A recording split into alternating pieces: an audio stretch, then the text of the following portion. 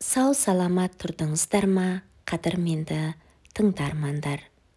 Қазақ балалар ертегілері, айласын тапқан бала. Ертеде бір патшаның елінде жар дегенде жалғыз ұлы бар, бір тамыршы шал болған екен.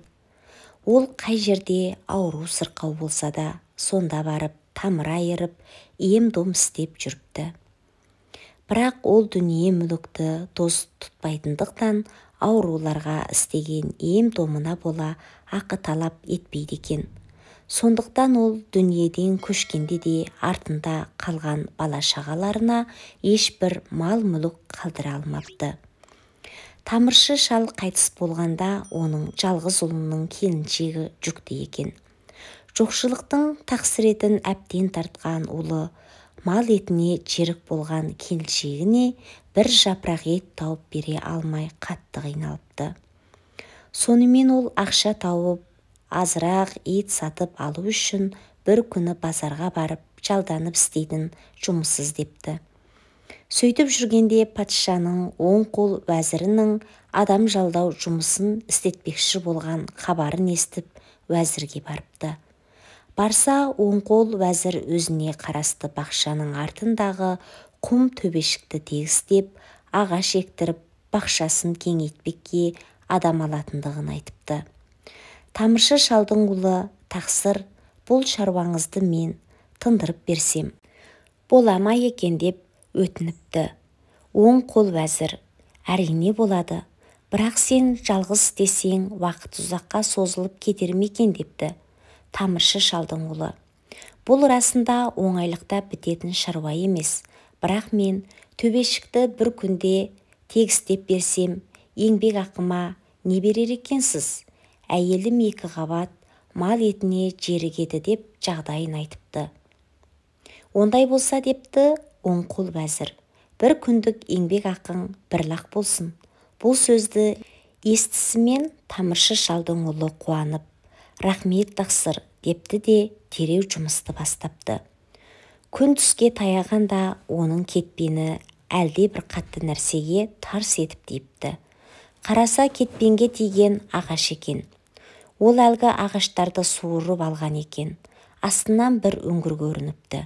Еңкейіп қараған тамыршы шалдың ұлы үйлерінің қабырғасы алтыннан, табалдырығы мәрмәр тастан қаланған, көшелері көк орманмен көмкерілген әсем қаланы көріпті.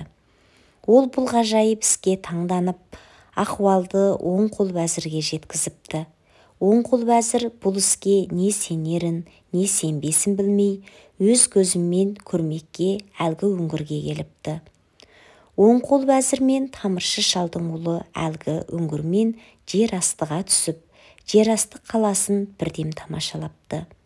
Үйлері өңкей алтын күміс, мәрмәр тастардан жасалған көркем қаланы көрген оң қол уәзірдің араны ашылып, көңілі бұзылып, ол егер бұл ахуалды патшаға айтсам, бұл қала патшаның басқаруында өтеді де, маған еш нәрсе тимейді. Онанда мына жалшының басын қағып алып, сырды құпия сақтап, орайы келген кезде патшаны өлтіріп, жердің асты мен үстіндегі 2 қаланы бірдей өзім билесем болмай ма? Деген арам ойға келіпті де, қанжарын суырып алып, қасында бейғам тұрған тамыршы шалдың ұлын шауып тастап, жер бетіне шығыпты. Сонан соң үңгірдің аузына әуелгі ағаштарын қойыпты да, құммен қайтадан көміп тастапты. Күндер өтіп, айлар аунай беріпті. Тамыршы шалдың ұлының артында қалған 2 қабат әйелі ай күні толғанда аман есен бір ұл туыпты. Байқұс әйел аман есен айдарлы ұл тапқанына қуанса да, ешбір дерексіз кеткен күйеуін ойлап, зар жылап жүгіріпті. Осылайша екетегін жасқа толтырып еңіреп жүрген жесір әйел талай жылдарды жылжытып, жалғыз ұлын 15 жасқа жеткізіпті. Баланың қарны тамаққа, иіні киімге жарымай жүрсе де, кітап құмар болып өсіпті. Кітап оқыған сайын оның көзі ашылып, көкірегі кеңей түсіпті. Бір күні бала шешесіне: «Шеше, менің әкем кім? Ол кісі қайда?» деп сұрапты. «Сенің әкең жақсы адам еді. Осыдан 15 жыл бұрын. Саған 2 қабат кезім болатын. Менің мал етіне жерік болғанымды білген әкең байқұс бір күні маған жалданып істейтін еңбек табылса, азырақ ақша тауып ет сатып әкелейін. Патшаның оң қол уәзірі адам жалдап істетпекші екен» деп үйден шығып кеткен еді. Сол кеткеннен қайтып оралмады. Өлі тірісі белгісіз деп еңірепті. Шешесінің көз жасы тыйылған соң баласы тағы да: «Әкем кетерінде маған еш нәрсе қалдырмады ма?» деп сұрапты. «Жоқ, балам», депті шешесі. «Біз ежелден дүние мүлікті дос тұтпаған жандармыз. Сенің бабаң әйгілі тамыршы болатын. Сол кісі де бізге өзінің жалғыз киіз кітабынан басқа еш нәрсе қалдырмаған», депті шешесі. Баласы: «Ол кітап қайда?» «Ана тұр», депті шешесі. Текшенің үстіндегі шаң басып тұрған бір кітапты нұсқап, қуанған баласы текшедегі кітапты қолына алып, шаң топырағын сүртіп, әр парағын зейін сала оқыпты. Бала кітапты оқыған сайын құшырлана түсіпті. «Балам», депті шешесі, «бұл кітапта нелер жазылыпты? Оқыған сайын құшырланып, қабағың ашылмай барады ғой». «Бұл бір хикметті кітап екен», депті бала, қолындағы кітапты нұсқап. «Бұның ішінде бұдан бұрын болып өткен істер мен бұдан былай болатын ғажайып оқиғалар жазылыпты. Қандай болса әкеңнің қайда екенін, қандай күндерге тап болғанын ұғуға болар ма екен?» депті. Үміттенген анасы: «Баласы әкемнің қайда екені жайлы жазылған болжамдарда бар екен. Уақыт әлі пысып жетілмегендіктен оны қазірше айта алмаймын. Тәңір оң бетін бұрса, көп өтпей-ақ барлық істерден хабар табамыз», деп жауап беріпті.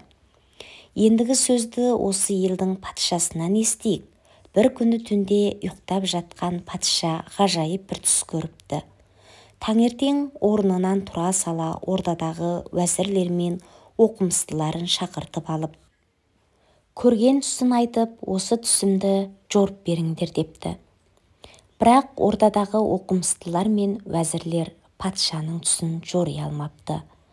Бұған қақарланған патша жиналған оқымыстылар мен уәзірлерін ордадан қуалап шықпақшы болыпты.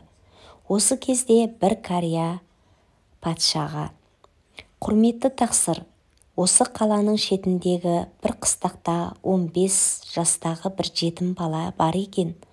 Оның оқымаған кітабы жоқ. Бір жорыса сіздің осы түсіңізді сол бала жори алады. Рұқсат етіңіз, сол баланы шақырсақ», депті. Патша: «Әй, менің талайды көрген тарлан оқымыстыларым жори алмаған бұл түсімді жетім бала қайдан жори алсын?» деген ойға келеді. Бірақ тағы да біраз ойланып отырып: «Ақыл жастан емес, баста деген сөз бар ғой. Неде болса сол баланың жоруын естіп көрейін» деген бекінге келеді де орда қызметкерлерін шақыртып алып: «Сендер сол баланы тауып, менің қандай түс көргенімді айтпай-ақ осында ертіп келіңдер» деп бұйырады. Ордада шыққан 2 қызметкер баланы тауып, патшаның шақыртқанын айтады. Бала оларға: «Қайтып барып патшаға айтыңыздар, мен патшаның қандай түс көргенін және оның жоруын әбден білемін. Бірақ патша ордасына атқа мініп бара алмаймын. Өйткені қу кедейшілдіктен әлі атқа мініп көрмедім. Жаяу жүрсем, шаршап патшаның көрген түсін ұмытып қаламын. Сол үшін патша мақұл көрсе, оң қол уәзірін жіберсе, мен сол кісіге мініп барып түсін жорып берсем» деп 2 қызметкерлерді қайтарып жіберіпті. Баланың шарты патшаға ұнамсыз езілсе де, өзінің көрген сол бір ғажайып түстің мәнін білуге асығып, оң қол вәзірін балаға жіберіпті. Бала патшаның оң қол вәзіріне мініп ордаға келіпті. Патшаның алдына барып әдеппен сәлем беріпті. Баланың сәлемін алған патша: «Ал бала, сен менің көрген түсімді және оның жоруын білемін депсің. Білсең, әуелі айта қойшы, мен қандай түс көрдім» депті.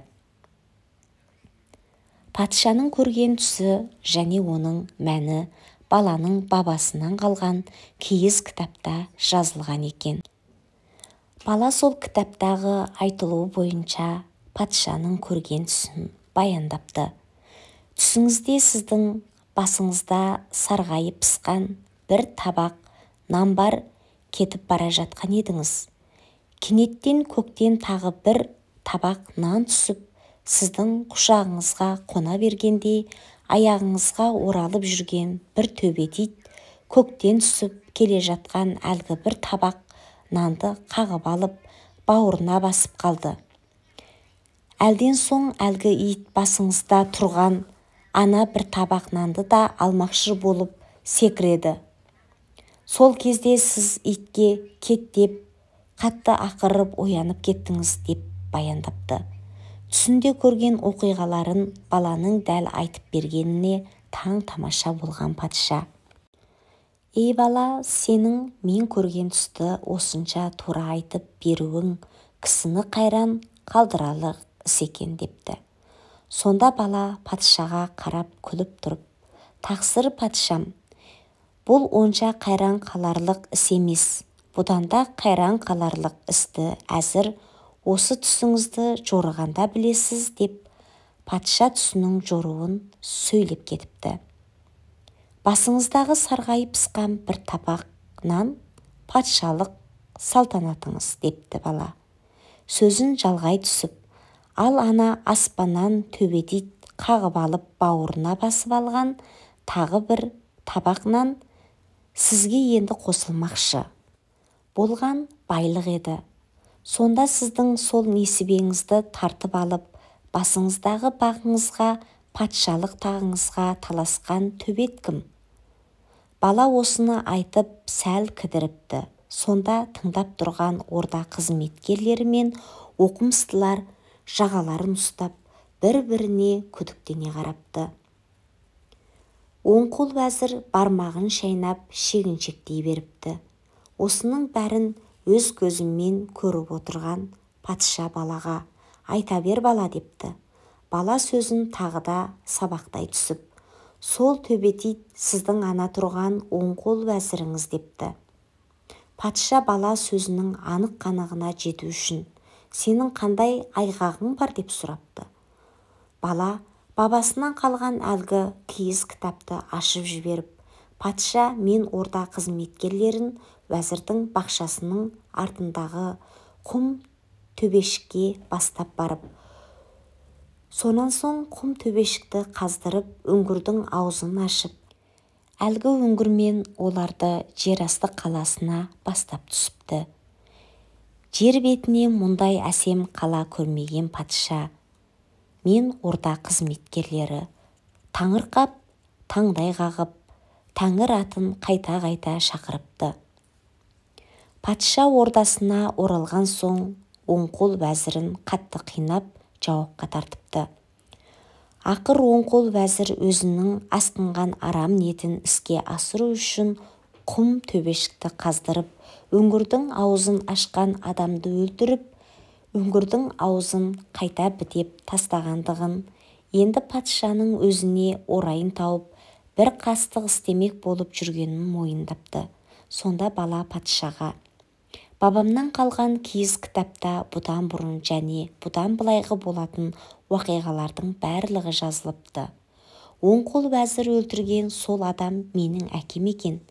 Сіздің түсіңіз және оның жоруы да сол кітапта жазылыпты. Мен сол бойынша баяндадым» деп барлық сырды ашыпты. Патша қара ниет, қаскөй вәзірдің қылмысын бүткіл елге жариялап, оны асау биенің құйрығына тағыпты. Құлаған бие тау-тасты аралап, уәзірдің мылжа-мылжасын шығарыпты. Қадірменді тыңдармандар, бүгінгі біздің айласын тапқан бала атты ертегіміз осымен аяқталды. Көңіл қойып тыңдағандарыңызға алғысым шексіз. Келесі кездескенше аман, сау болыңыздар.